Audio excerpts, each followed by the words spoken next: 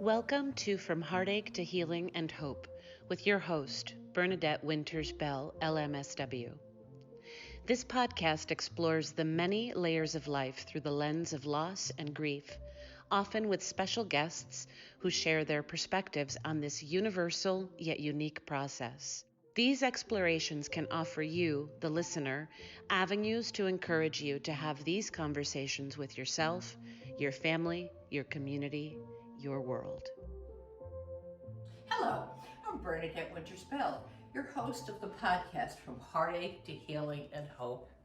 And for you, my audience, I have brought Andy Puritz. He's an attorney here locally in Oneonta, New York.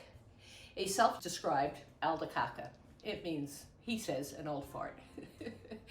And he's interesting and funny and educated and really has very interesting views about things. I think you're really going to enjoy this. It's not dry, like maybe you might think an attorney might be. Nope, he's an aldacaca, and I can't wait for you to join me. Come and listen.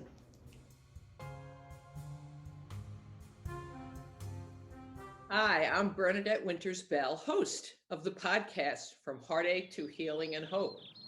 And today in our series, Same Storm, Different Boats, I'd like to welcome my special guest, Andy Puritz. Welcome, Andy.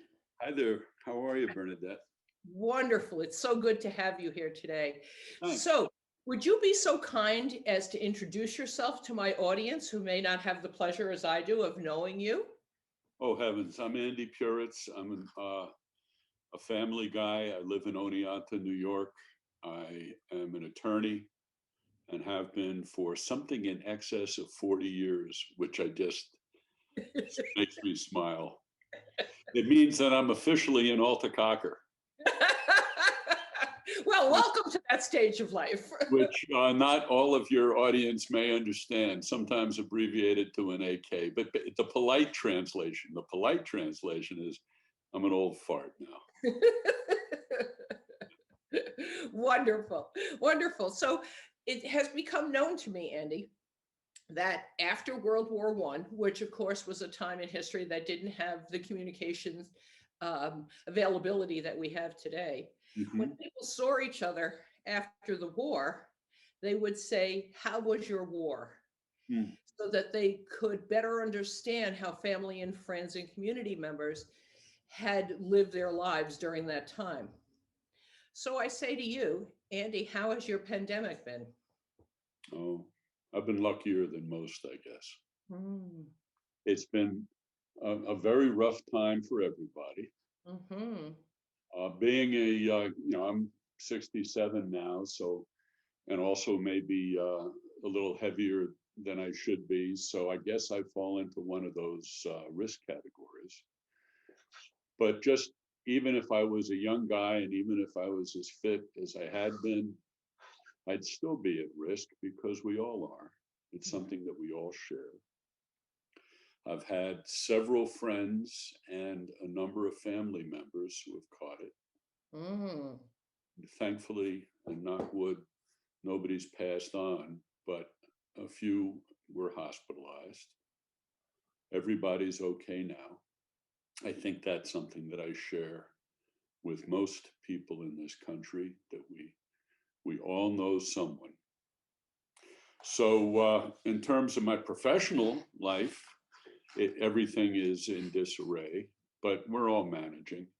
There's no longer any in-person court appearances. There had been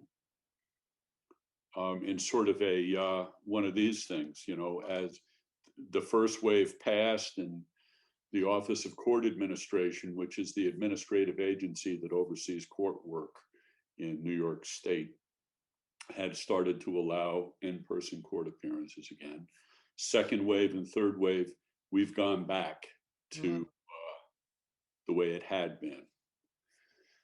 Just this morning, before speaking with you, I had 2 virtual court appearances. Is that on Zoom or something like that? It used to be Skype. Now it's something called Microsoft Teams.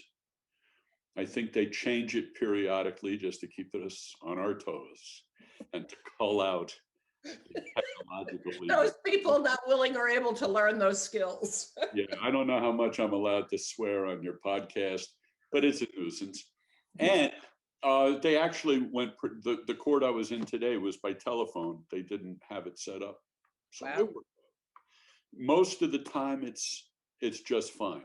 Mm-hmm. I'll tell you where it's going to get interesting is when it comes to actual trials and what in family court are called fact-finding hearings, and what in the criminal or civil context are called good old-fashioned trials. Mm. I've had some small hearings, Mm-hmm. but I don't like them, and I've objected to the trials that have come up taking place remotely, because the whole essence of the trial process is for the trier of fact. That's the jury, if there's a jury. Sometimes it's the judge. For example, in family court, the family court judge wears both hats. They're both the trier of the law, what's legal and what's not, also the trier of the fact, right? In some courts, that's a bench trial, right? That's correct. And the idea is you're supposed to look at the witnesses and judge their credibility. Right. And that's hard enough to do when you're in person. Right. When you have the full value of hearing every inflection in the voice, observing body language, observing expression, and seeing interactions between the witness and other people in the courtroom, observing reactions elsewhere. And also the energy of the person. There's something about when you're in a room with people where you feel when they're apprehensive or wanting to be truthful or portray themselves as truthful. Yeah, so even that energy is missing. Yes. Absent, yeah. So, what are we talking about here? We're talking in some cases, somebody might be going to prison. Right. Depending on what the result is. So I've got a motion all prepared and ready to argue to oppose having virtual trials.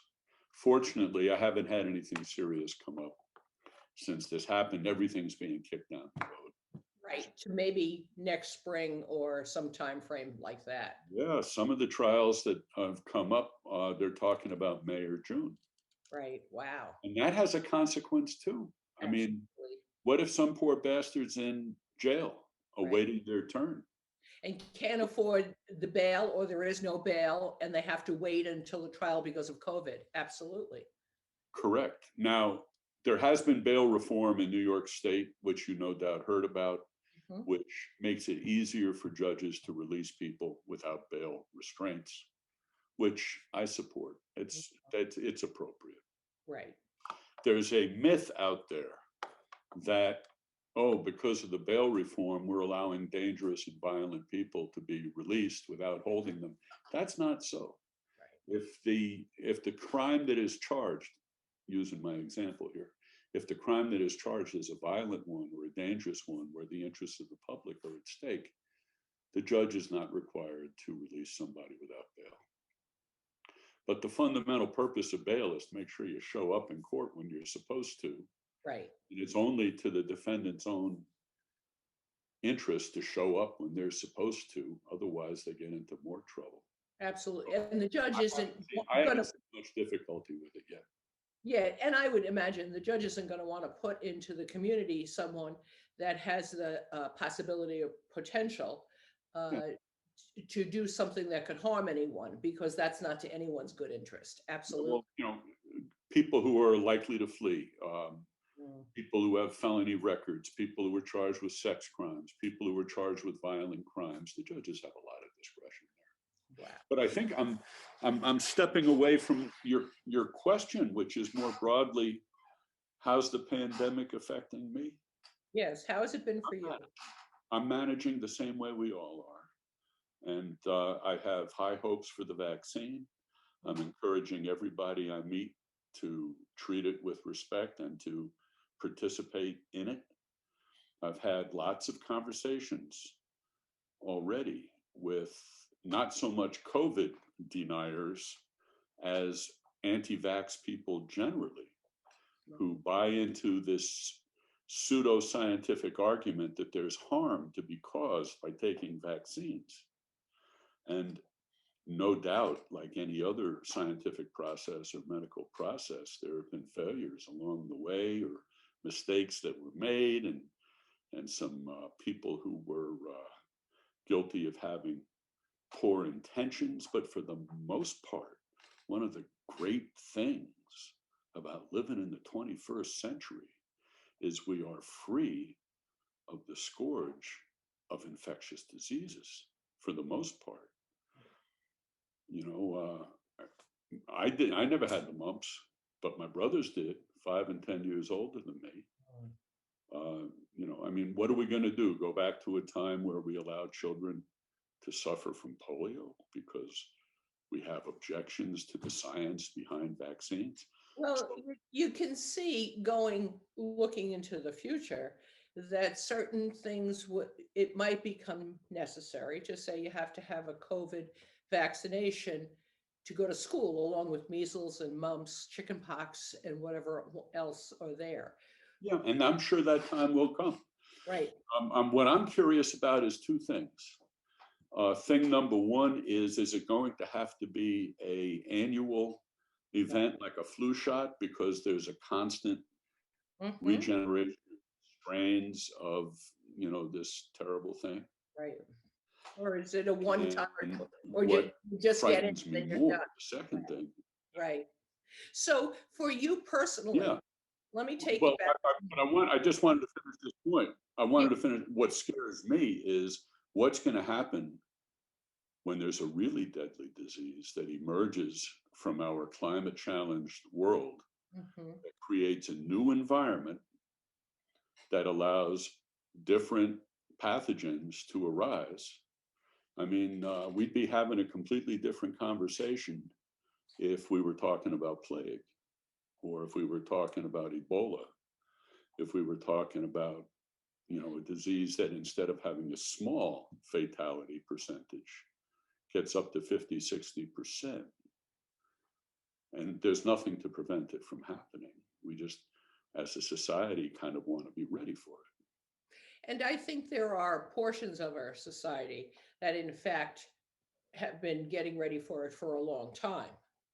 And other parts that find it very difficult, I imagine, to think that this is part of their lives. That sounds like perhaps science fiction to them, or something that shouldn't affect their life. They should be taken care of and we move on, you know, but that's not quite where we are. No. I think about people that went through the flu pandemic of early in the 20th century, and then World War I and II, and all the other police actions and wars we've been in, and think about, we know a lot about what happened for the facts, but I think about the people that went through those times, and we don't hear a lot of stories about how they got through it.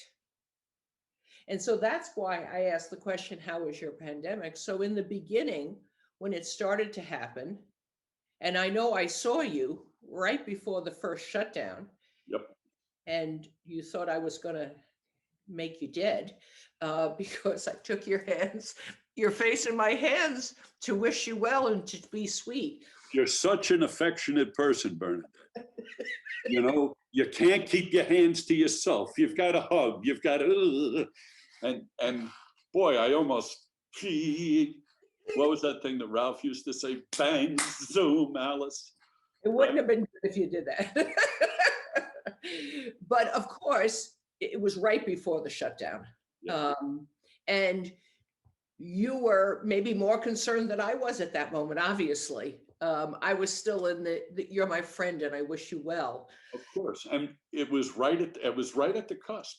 Right. It was the Friday before my office got shut down. Yeah. Yours was the last physical human contact I had, friend to friend. Handshakes, hugs, you know, a peck on the cheek, whatever the case might be. That was you, Bernadette. That was, except for family, that was the last physical contact I've had since this thing started. So you're trying to say to me that you were mad before and now you're thankful to me? Is that what I'm hearing, I Andy? wasn't mad before.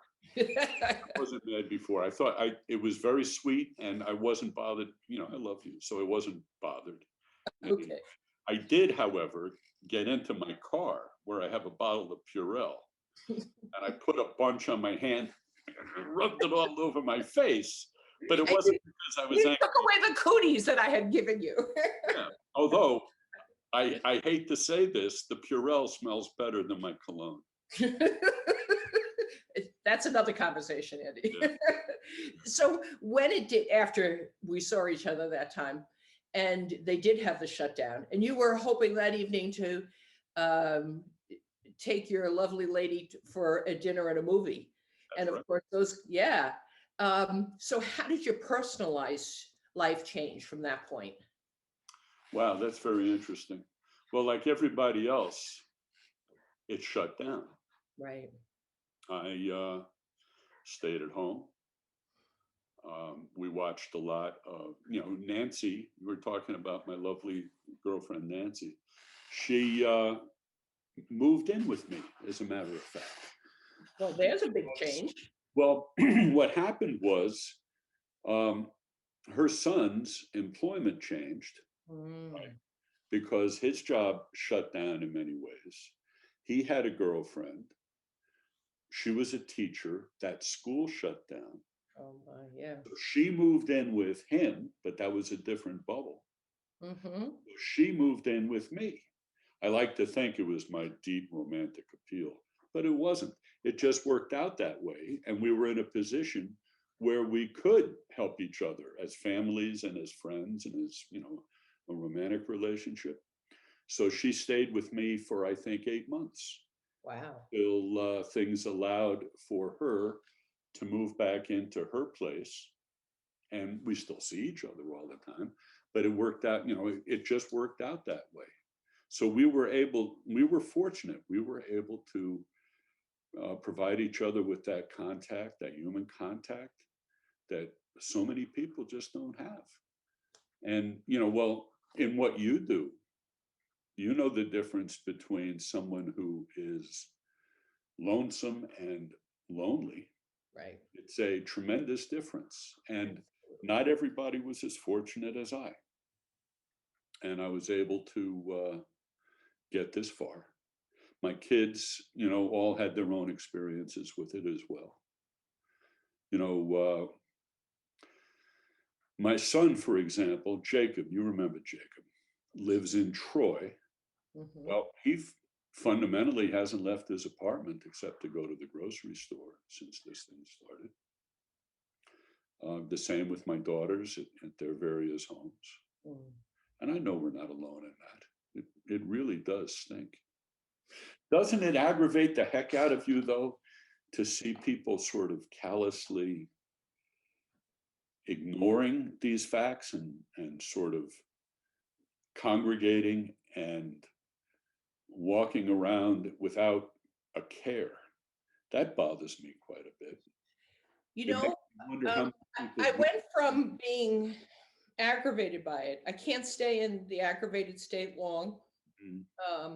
And I go to the, why would they be like this? Like a scientific research project.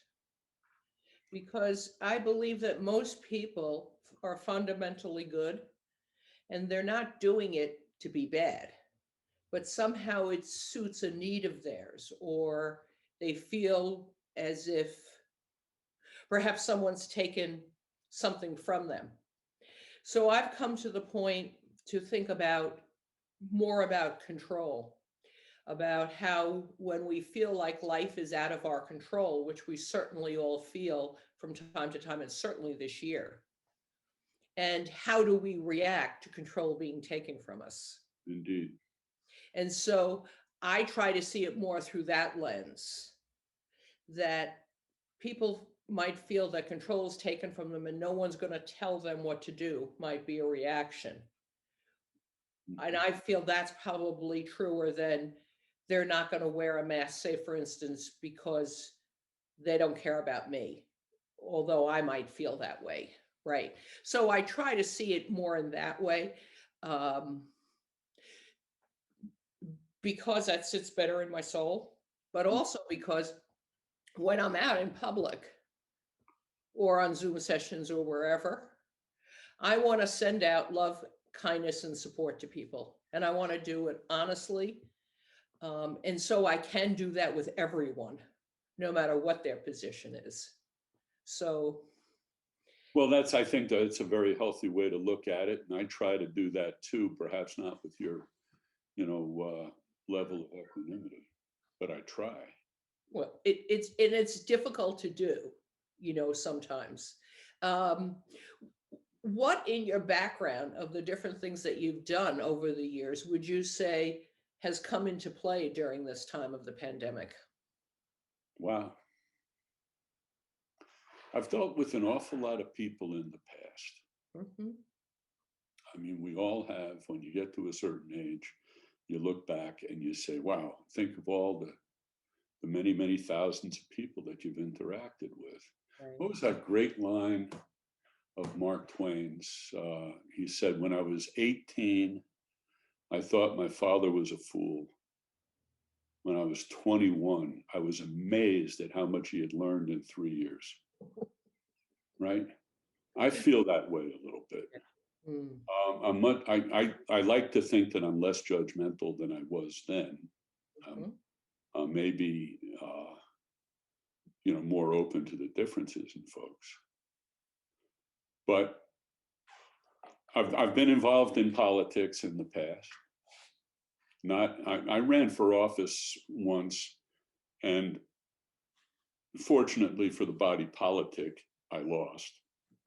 And also, I've been involved in Democratic Party politics for a long time. Less so in recent years. Mm-hmm. It's been easy to hand it off to, younger people who are more energetic than I am now. But nonetheless, boy, this has been a terribly frustrating year to not be able to go out into a bar and get into an argument, a friendly argument with somebody about what's right and wrong and what's best. And I think it's one of the things that allowed Trump the leeway that he's had this year. The fact that everybody's in their bubble. And this isn't anything that you haven't heard about or know of your own experience, but we tend to seek out those sources of information that reinforce what we already believe. Now, when I was growing up, and I think I have a few years on you, when you were growing up, certainly when I was, we had ABC, NBC, CBS. People would come home from work, switch on the news. There'd be a half-hour news broadcast, 8 or 10 minutes of which were commercials. And everybody in the country fundamentally had the same basic core avenues of information that they would draw upon. Now, you also, on the other extreme, had local newspapers. You had the big national papers, of course, and they were fine, whatever stripe you might have preferred. But then every community also had a local newspaper. Where I grew up, there were 3, 4, or 5 daily newspapers. Wow, where was that, Andy? Mamaroneck, New York, which is in Westchester, and we used to get the city editions of the newspapers. So, in addition to the New York Times, there'd be the Daily News, the Post, but there was also the Herald Tribune, and I remember the Christian Science Monitor. There were all sorts of wonderful newspapers that you could get, but fundamentally, everybody was listening to the basic same chunk of news, and it meant that we were experiencing everything communally as citizens, even if you were quite young, even if you were a child. And that, first with the advent of cable TV, and then with the advent of the multiple channels available on cable, And then, of course, the tech revolutions of the 90s. And to this day, if you don't choose to, you can go an entire lifetime without listening to one of the national networks. You may not even need to. And if you're of a particular stripe, why, you can tune in MSNBC and be reinforced in your liberal or progressive views. If you're more conservative, you can tune into Fox and be reinforced in those views. And it makes it harder for people to understand each other, or to at least accept the differences one from the other. And that's where we used to have civics. Do you remember when they taught civics in school? Absolutely. And in essence, we were having civil conversations, even if we had very varying, different, opposing, strong, passionate views. But it was passionate about the subject, not about that you're bad because you don't agree with me. And it meant that we all had a core investment in the agencies that make our democracy work and make it, as a federal republic, a democratically based federal republic with different levels of jurisdiction. We may not everybody was conversant with everything, nor did they have to be. Right. But everybody knew that these things existed. And there was a certain level of civil discourse, even if back in the 50s, the thing with Joe McCarthy and the House Un-American Activities Committee, or actually the Senate and with McCarthy and Un-American Activities Committee, and the famous Army McCarthy hearings, where Joseph Welch, the attorney who had been hired to represent the Army in the Senate hearings against these wild accusations from Joe McCarthy that the place was rife with communists. And they had their famous confrontation on the air, on television, observed by 70 million Americans who had never seen something like this happen before. And McCarthy took that one step too far. And he accused a young attorney in Welch's staff of having communist affiliations. And Welch was ready for him. But the point I'm making is, even when he rammed that down McCarthy's throat, he did so in the context of civil behavior in civil discourse. He said, "I never would have believed that you could be so reckless as to damage this young man's reputation and career with your casual remarks." And then the famous line, he said, "So at long last, sir, have you no sense of decency left?" Right? Now, that didn't stop him from calling McCarthy sir. It didn't stop him from speaking in a quiet and measured voice. And the effectiveness of what he said was magnified 100 times by the fact that he didn't shout it or sneer it. He didn't preface it with a snarky nickname. He was speaking quietly, and he didn't make sure that any of McCarthy's associates lost their jobs or had their reputations smeared or other things that were going on. Yes, I think that you make a very interesting, valid point that when we have a society, say now with, we'll say with social media, that people feel they can say whatever is on their mind and not have the repercussions that you would get in a face-to-face conversation. And that has been something I think that has informed how people deal with one another. And not necessarily in a good way from this perspective. And during this time of the pandemic, for some people, of course, it's reinforced that, but for others, it has said, wait a minute, now that I'm not on that gerbil wheel and I'm working from home or don't have a job and my children aren't going to school and they're here, and we're all together, we have to learn to be civil in this little space of our home. Yeah. And then what does it look like in our family, in our community, in our nation, in our world? And so my hope is that this is a time that people will have or have used to be more reflective of where everything is going and how we can, each of us, influence this. Not all of us are going to be in the courts or on TV, but every one of us can have good thoughts for others, can smile, can see someone and say, nice jacket, you look handsome in that. And I think that sending out goodness that way, it might sound Pollyanna-ish, but I'm sticking. I don't think necessarily that is the case at all. I mean, civility starts with the little stuff and it moves up through the big stuff. And there's no reason not to be civil. Absolutely. First off, it's more pleasant.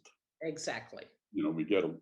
You know, something that I think is very interesting, Bernadette, how civil discourse has become a matter of shorter and shorter little bites of conversation and information. Mm-hmm. And that first came to my notice in 2000 during the presidential campaign. It was my first experience with a chat room online. I think it might have been through the Yahoo website or something. But I happened to come across it, and there were all these people who were, you know, saying, Al Gore sucks. And then, you know, somebody else would say, Bush bites. And it was just like down the page. Right.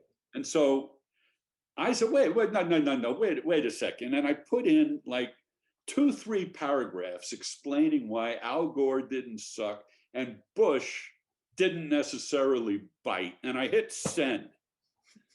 About that long. Silence through the internet. Because it was about this much too long for them. Didn't respond at all. And I pictured in my mind's eye tens of thousands of people reading it. And then finally, after this long, embarrassing silence, somebody somewhere, boy, you sure can type.